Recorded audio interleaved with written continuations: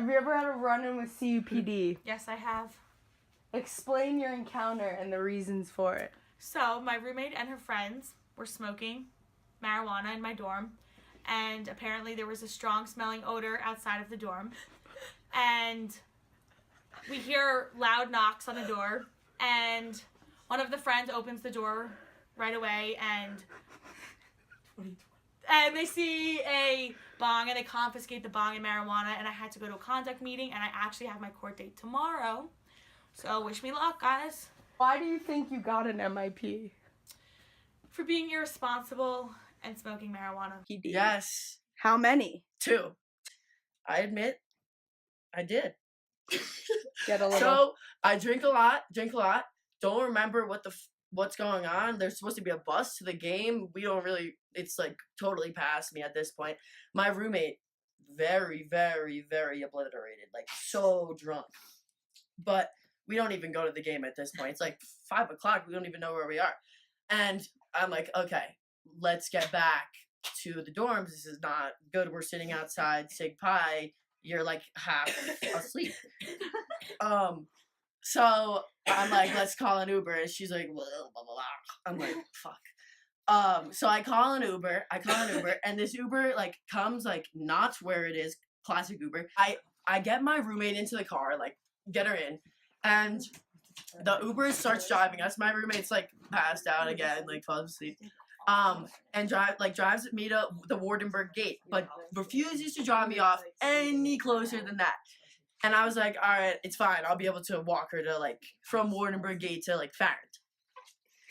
Completely underestimated how hard that is to walk. Somebody that can't walk to like walk. So she's passed out like on the side of the thing. I'm like laying next to her trying to make it seem chill, like no, I don't know what's going on. Somebody probably reported us, or maybe there was just cops like chilling around, and I like finally get her like around me, and we're like actually like steps from Farron, like literally like so close.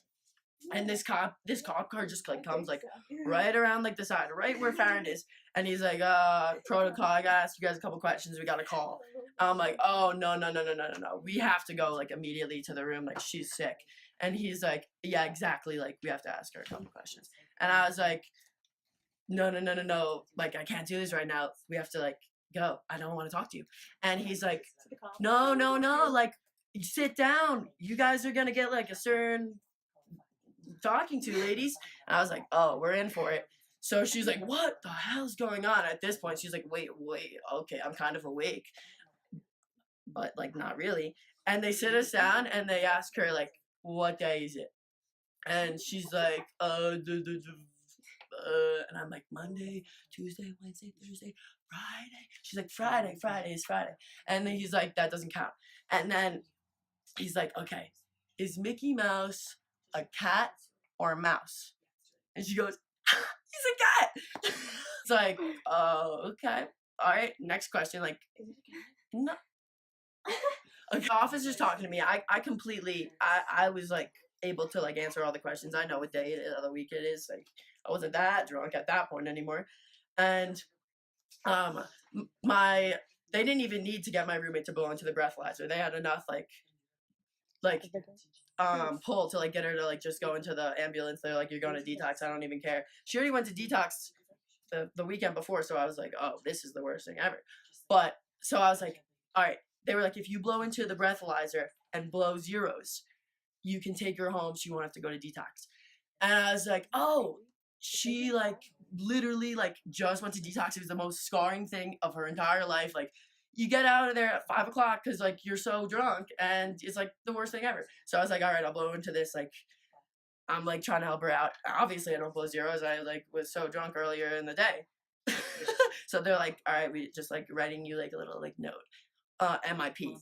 I was like, what the hell is going on here? Like, you know, I'm not like, I don't need an MIP. And they're like, yeah, but like, you know, like we have to do it. And I was like, up yours, Boulder PD, you guys are the worst. This is the day after court for my first MIP. And I'm in my room with my friends. It's literally my birthday because I went to court on my birthday for my first MIP. I dab in my room. dab oil because I can't smoke weed sometimes. I didn't in the beginning of the year because it smells and I didn't want to get an MIP, typical. So I'm like torching this rig, like with this huge cowboy hat on, and the doors open. I'm like, like fire, like dabs, let's fucking go. And like a cop literally just like walks right by the door. And my friend's like, yo, cop. And I just like drop everything. And I'm like, oh, well, it's chill. Okay, cool. And then like the cop's like, what's going on here? And I was like, what do you mean? And he's like, there's a bong like right behind you in the window. And I was like, oh, dead giveaway. And then he was like, what were you like just doing? And I was like, what? I was like, what? What's going on? Like, what? And he's like, we're gonna have to like do a lot of stuff. Like, on both of my officers in the cases were males, and I honestly feel like in the situation, if I was a guy, I would have gotten off. I heard so many stories of guys that just got off the hook for like smoking and like doing stuff where I really would have gotten off the hook in the first situation if I was a guy, like 100%. But because I'm like a girl and they think I'm like sloppy and whatever, I didn't. So me and my friends were smoking in my room. We were just studying. It was a very casual thing on a Monday night. And then we get a knock on the door, and this male CSO, and he comes in, and he's just not being nice from the start, like being aggressive. And like he said he saw weed, so he had to call CUPD. And then while waiting for CUPD, we were talking to him for so long because we were just like at the door, and he wouldn't let us even go get water. I was like hysterically crying. He wouldn't let me go get water. He was being creepy and just like uncomfortable, and we had to wait for so long for the CUPD. And he even said, like, oh, you guys are bad girls. Like, we're not bad girls. Like, we were smoking. It's college. Like, we're in Colorado. It's not that big of a deal. And, like, yeah, it's obviously against the law, and we're going to get in trouble for it. But, like, you don't need to, like, be aggressive and be uncomfortable. And then the CUPD finally came, and the cop was way nicer than the CSO. And, like, he was like, I don't want to have to do this, but, like, it's protocol. Like, there's weed involved. Like, we have to write something up. Like, it happened. Just be more careful. And he was just being, like, more respectful and, like, gentle because I was hysterically crying. I was like, I don't want to get an MIP and have to pay a certain amount of money. Like, don't you have something better to do than like bust little girls like smoking in a little bit in their room? I think that they like the CSO thought that I was like weak by being like a little girl that was like crying and scared of him, and like I had like barely anything. Like there's so many other people that are doing worse things in their dorms, and like I was just like some innocent girl like studying. So yeah. Have you ever had a run-in with CUPD? I have. And can you explain your encounter and the reasons for it? Okay, so me and my roommate and one of my friends were smoking in my room, and we like hadn't toweled the door or anything, and one of the CSOs came and knocked on our door, and so we opened the door, and he started talking to us, and he started asking us where the glass was, and we're like, we don't own glass, like, because we really like don't own glass. And he like kept questioning us because he acted like he wouldn't believe us, and we kept telling the officer the truth, and he consistently like never believed anything we said. And my roommate had gotten up along with my friend, and we were standing there at the door with him, and I was sitting on my bed because I had an oversized sweatshirt on and no pants on underneath. And eventually the officer was like, all right, like, what do you have? And my roommate handed him over like her grinder and like some of her papers, and he then pretty much yelled at me like forcefully to get up off my bed. And I told him like I don't have pants on, and he's like he told me that he doesn't care and that I need to get up now. So I stood up, and he was like, do you have underwear on? And I was like, yeah. And he's like, all right, well, can you put pants on, please? And I proceeded to put a pair of shorts on while he stood there and watched me. He had no respect to turn around. It was disgusting. He kept looking at me like, he is absolutely such a creep, like so disgusting that CU would even allow like CSOs to have something like that, like go down.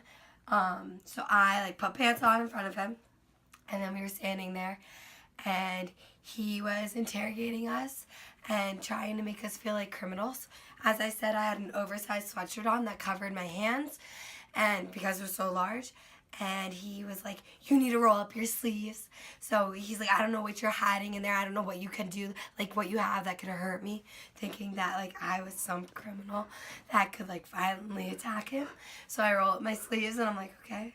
I'm standing there and he is questioning us about why like we're not like good girls because we own like we own a grinder, and like how that's like not like good of us and stuff like that. And he's like, what are a bunch of good girls doing with a grinder? And we're like, officer, like this is not often, like yes, this is like something that like we have, but like we were very polite with him. And he's like, well, you're not such good girls if you own something like this, like really making us feel guilty about like girls who smoke and like how like we owned a piece. And he proceeded to just kind of like, all he kept reminding us, he's like, I'm not breaking the barrier, I'm not breaking the barrier, with the fact that he like hadn't stepped into our room. But like he did break several barriers of like watching me put my pants on and like really like taking it overboard with making us feel bad and like putting us down in general for like owning anything. And then like my roommate began to cry. So my friend went to go pat her on the back to console her because like we were getting MIPs and like we were all upset. And he yelled at my friend and told her to get her hands off of her, and like we're not allowed to touch one another, and like we can't touch anything, and totally made us feel like very unsafe in our room, and like felt like he was scared of us, where like he shouldn't have been. Like there's 3 young girls standing in a room like that weren't showing any signs of like ever hurting him or doing anything. We were like so respectful. Like I would understand if we had been disrespectful or like shown any signs of violence, but like we hadn't at all. And then he continued with saying like how he like then informed us of the steps that he had to do with like contacting someone from the police department to come and issue us MIPs. So that kind of went down, and like the officer that came to issue us MIPs was very informative, very respectful. He like felt bad. He's like, I'm sorry, like this has to happen, and like we understand that it's all of your first offenses, but like you guys have to get MIPs. Like you are underage and shouldn't be owning like weed, especially because it's illegal on campus, which is totally understandable. So we were all issued MIPs and like had to deal with the court and go into court and take classes for like to talk about that kind of stuff, and now like why we shouldn't have it because we're underage and everything, and those like aspects of it. And we had to pay a fine to the court of $100 because we did have an illegal like substance in our room. But overall, the whole MIP experience, like yeah, it sucks. When it comes down to it, obviously it's understandable. We're underage and like aren't supposed to own that type of stuff, and like not especially in the dorms, and it's all about like respecting your hallmates with like them maybe like not wanting to smell smoke and everything. But like the stuff that went down with us getting an MIP and like the way the CSO handled the whole situation, how like disgusting and disrespectful he was, like yes, to all of us and like especially to me, was really like disappointing to like have that type of environment on like a CU campus where typically I feel really safe, and this made me feel totally uncomfortable, especially in my own room. And I actually have had a couple. My most serious one is I drank a little bit too much at a party, and my friends, we were all separated for various reasons, and I was found by a CUPD officer passed out on the side of a building. So he handcuffed me and put me in the back of his police car. This was the middle of the night, probably around 1 a.m. I was driven to the hospital, where I was also handcuffed to the hospital bed. And they drew my blood, and they determined whether or not I had to have my stomach pumped. They determined I didn't have to. The same officer, drove me then to the detox and recovery center, which is near the prison. So I was there. When I got there, I remember I was throwing up. I was really sick, and I spent maybe 13 or 14 hours there. You have to wait until you blow zero into a breathalyzer. So it's funny. I was given back all my possessions, my wallet, my phone, all this, and I didn't have my ID in my wallet. So I looked through my wallet, and I'm thinking, where did I lose it? And I get a call about maybe 2 days later. It's the same officer, Officer Davis, who handcuffed me and took me to the hospital and detox. And he's like, meet me. I live in Williams Village. He says, meet me at the gas station by Williams Village. So I meet him. He says, get in the car. And I was like, ooh, wonder what this could be. I'm not going to say no. It's an officer of the law. So I get in the car and we drive around for about 30 minutes. And he's like, I didn't really think you had to pay the detox fee. You had a rough night. I didn't really think I had to give you an MIP. So, and he was in a fraternity at Boulder not too long ago. And he just told me about some of his experiences drinking and what drinking too much, what the consequences of that can be. And, it was kind of enlightening. He's hearing from a guy that's really not too far in age from me, and who ended up being like, a really big frat guy, a lot of drinking, a lot of drugs, and turning into a police officer, the figure that frats aren't really too fond of. So that's what I had. My only consequence was, the $400 detox fee, no MIP.